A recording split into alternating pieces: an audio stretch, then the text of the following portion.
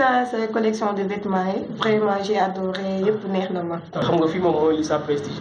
dañuy ñëw ay tenues góor comme ay tenues jigéen donc boo ñëwee rek à chaque fois ak besoin boo am incha allah dinañ ko satisfaire. ok c'est pour des cousins yoo xam ne que foog ma yóbbu leen ay sérité et tout. si xam nga la famille moom doo leen. je comprends voilà léegi pour commande bi comment on va faire. déjà am nañ commande bu war a ñëw ce soir. donc dinaa ko emballer lépp. comme ça demee boo jaaree vite fait ma jox. léegi seen numéro bi. bro. lépp nice. cool. léegi seen numéro bi. waaw mooy bi ma woo. mooy bi ma leen woo 256 36 82. bu ma si woolee H24 yi mu jël. d'accord on fait comme ça maa ngi ñëw def. waaw doo toog. foog ma dem dafa am yeneen course yu may def. ah kon xaaral ma ngeen def ok.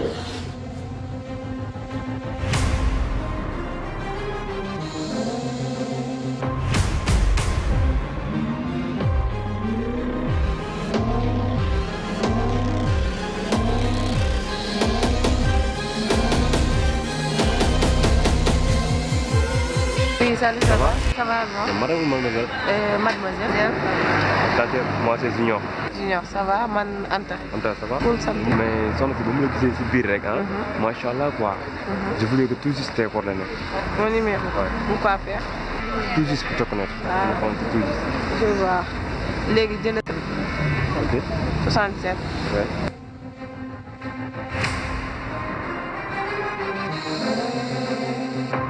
Ok, il n'y a pas de souci. Ok, dinaa la Ok.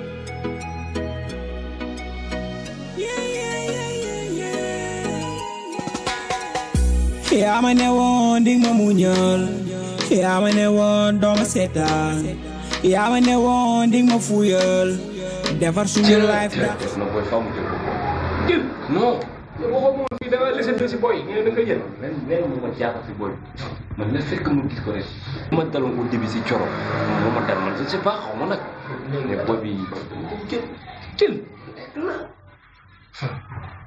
boy man yow man waxal ma lu mu mën a déggee da nga jël boy ah léegi coro nag boy ne me dis pas coro tu sais très bien man fan laa toll si coro coro elle est tout pour moi loolu moom boy c'est cool bu si xel ñaar mais boy moom faaw xam nga ma def ko xam jaar jaar quoi yow yaa ma gën a xam boy comme ni nga waxee léegi nii nee nga coro elle fait tout pour toi te loolu man fi la ma fekk quoi depuis le début coro moom muy neex muy toog muy naxari muy toog te gis benn boy ni nga xamoon ne boy ko tëf tëf nii naan da nga koy jël mais imagine toi nga jël boy bi coro yëg ko lan nga koy wax non xanaa yaa koy wax non man dama ko wax kon coro lu ko yëgee en tout cas man je t'aurais averti bon de toute façon daal boy fii bàyyi mu sedd quoi mais wuñ ma boy bi daa mel ni moom viu Sénégal de non non boy bi kaw bi daa ñëw fii ci vacances daa nekk sa wala ci boy ci mën a ngir yàlla boy non jëlal yàgg naa Sénégal trop jëlal boy sans opportunité nga boy dina la ciix boy yóbbu la jëlal mais en tout cas je t'aurais averti non t'inquiète même pas loolu moom sama kii doo si mais wuy ma Coro waxoon na ma ne ma am na lu am na ci Coro defal na la si benn commande loolu rek la Coro comme d'habitude bu arrêté maa ngi jégalu delloo si sa xel xoolaatal sa bopp yaa ma ne woon yaa ma ne woon man yaa ma ne woon yaa ma ne woon yaa ma ne woon ni ma sa yàggal man yaa ma ne woon yaa ma ne woon yaa ma waxoon dig ma muñ a gën man yaa ma ne woon yaa ma ne woon yow yaa ma ne woon yaa ma waxoon yaa ma gëmloo woon ni di nga toog yaa ma ne woon yaa ma waxoon yaa ma gëmloo woon ni man ak yow la yaa ma ne woon yaa ma waxoon yaa ma gëmloo woon ni di nga toog yaa ma ne woon yaa ma waxoon yaa ma gëmloo woon ni man ak yow la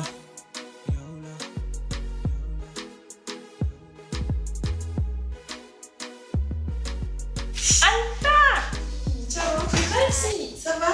Non, ça va. Comment tu vas? Ça va. Ça fait longtemps. Ça fait un bail. Depuis le temps. Vas-y, prenez place. Gitna la gis. Merci. C'est une agréable surprise, voilà.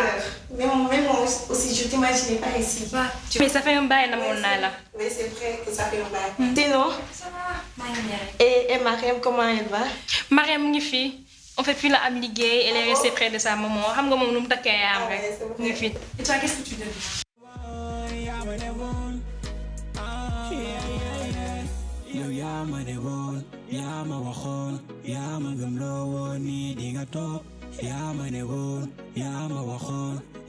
Après le bac, je suis partie en France. J'ai fait une formation en cuisine. Quand tu voyages, tu dis pas au revoir. Regardez, ils sont au revoir. Pour travailler là-bas, mais mon niveau d'anglais, et je me suis dit que comme je suis en vacances ici au Sénégal, avant de repartir, pourquoi ne pas refaire mon anglais? Et on m'a proposé Belle. Ah bon, tu es ici pour combien de temps? 2 mois. 2 mois. Voilà. Et tu veux faire une formation en anglais? Oui, une formation accélérée de plus. Tu es au bon endroit. Ici, c'est Belk. Voilà, je te donne ça. Voilà. Nous, c'est Belk. Madame, le Best English Learning Center. C'est une école, on fait une formation en anglais en 2 mois, certifiée par une attestation. Madame, pour parler d'une attestation pour montrer que tu as fait la formation ici. Et nous avons une approche un peu pratique, madame, qui s'appelle le learning by doing. C'est-à-dire, comme Yomi n'est que dit aussi affaire de cuisine et tout, nous, on reste pas entre les 4 murs en fait. Nous, de cette école, à chaque fois, nous guides, nous dem ci restaurant, par exemple, dans ton cas, nous dem ci restaurant, faire les cours là-bas et pour montrer comment tu dois te comporter avec les clients ou bien comment tu dois te comporter avec les gens qui travaillent avec toi et tout.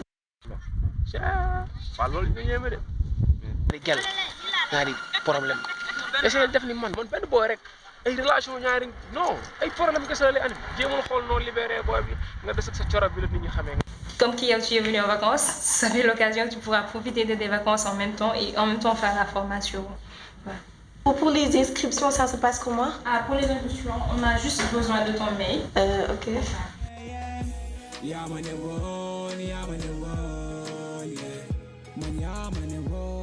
On a le temps. Ah. Oui, c'est vrai. Je suis partie d'un coup. Tu sais ce qu'on va faire? Ouais. Je te donne mon numéro. Comme ça, on aura les contacts. Ça serait un plaisir. Ou bien mieux même, je t'invite à venir le samedi à la maison. Aïe, ouais. Tu fais quoi le samedi? L'homme est ton gars. Ça te plaît, bien, comme dans les lettres. Ouais, c'est vrai. Vas-y. يا ما قملوني ما نجاولا يا ما نيون يا ما وخون يا ما قملوني ديغا توب يا ما نيون يا ما وخون يا ما قملوني ما نجاولا أرلو أدونا متاخ باي ما ويت بغيلا تخون ما توغي لا ويت بس دا فاي Delo si sa xel xolaatal sa bopp Bébé, nam naa la de. Maro bébé. Comment tu vas? Ça va très bien. Et ta journée? Oui, ça va, alhamdoulilah. Bébé, da nga sañ si de tout. Merci comme yow nak. Bébé, tu te rappelles mon ami dont je t'ai parlé? Qui m'a donné wax mak mom on a partagé le lycée, le collège et tout. Tay dal, elle est venue au bureau Belk fi may liggéey. Ah bon? Quand je l'ai vu, je n'ai même pas reconnu ça. Mais quand je l'ai vu direct, ça m'a donné quelque chose. Après, on a fait connaissance et tout, on s'est parlé, mais vite fait parce que de finir pour approfondir son anglais parce que néna moi lolo. Après, j'ai profité de l'occasion pour inviter quoi à Yando ici le samedi. Ici même? Oui, ce samedi ici même. Samedi? Ouais. J'espère que tu seras disponible parce que j'aimerais bien que tu sois là aussi. J'avais un rendez-vous mais non, dinaa ñëw dama koy def pour yow. Nee nañ dina ci bëggee Dakar moom ku yëg. Tiens na mon frère. Si bé.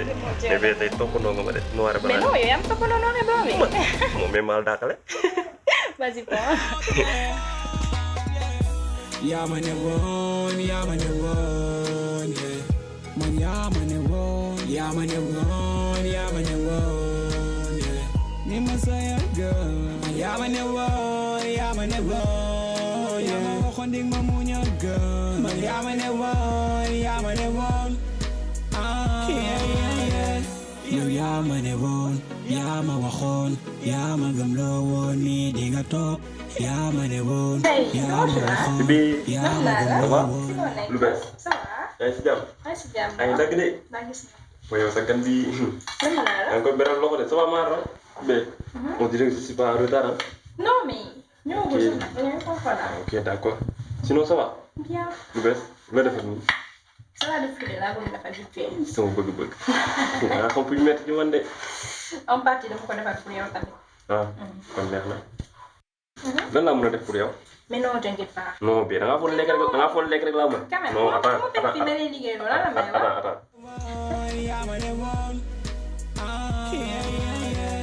yow yaa ma ne woon yaa ma waxoon yaa ma gëm loo woon ni di nga toog yaa ma ne woon yaa ma waxoon yaa ma gëm loo woon ni man ak yow la yaa ma ne woon yaa ma waxoon yaa ma gëm loo woon ni di nga toog yaa ma ne woon yaa ma waxoon yaa ma gëm loo woon ni. Tu sais quoi tey moom ah waaw ma wax quoi wax dafa jot fu ma wax. et sincèrement parler desaloo ma dara amul lenn loo xamante ne desal nga ma ko. vu que ni yaa ngi may toppatoo yére fu mu rafetee nga yaakaar ni ci man la daal lépp nga ma koy defal lu ma def lu dul sant di la gërëm di la wax ni je suis prêt à tout mais mun naa ni tey jii ne àdduna bi soxla mu fi beneen jigéen bu dul yow fees nga dell sama bët. mais su ma la ko defal fan laa koy defal. yow tey bul wax man maa war a wax te maay war a wax maay bàyyi ma rek ma wax sincèrement parler kontaan naa trop gis naa sa taxawaay gis naa lépp li ngay def ngir man dinaa naa ni yaa fi ne fees nga dell si xol bi te aussi du ma la jëndee kenn t'inquiète même pas je suis là pour toi.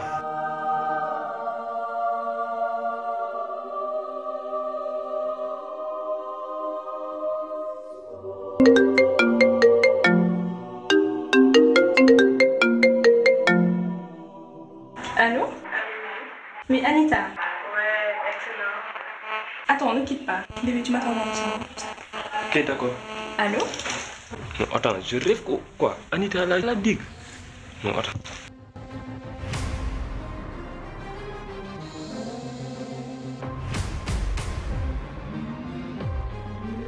Dang, la communication.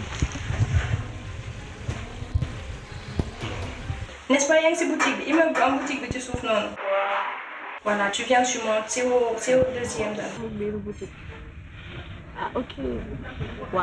Maa ngi seen porte bi. Maa ngi J'appelle King Sali. Frère, boy dama nekk problème bu rëy boy nga di problème laa nekk boy. Tu sais quoi? Boy Anita nakate moo maay boy dañoo xamante boy copinam la. Tu sais newoon naa damay dem sama maay boy pour yendu boy moom la invité foofu boy.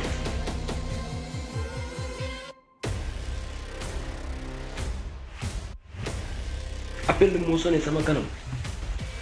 Non appel am waaw si boy léegi xam nañu def ñëwal faaw nga ñëw boo soo ñëwee nga am leen loolu lay loo indaale quoi c'est am naa problème. Ah bon? C'est quoi ton problème?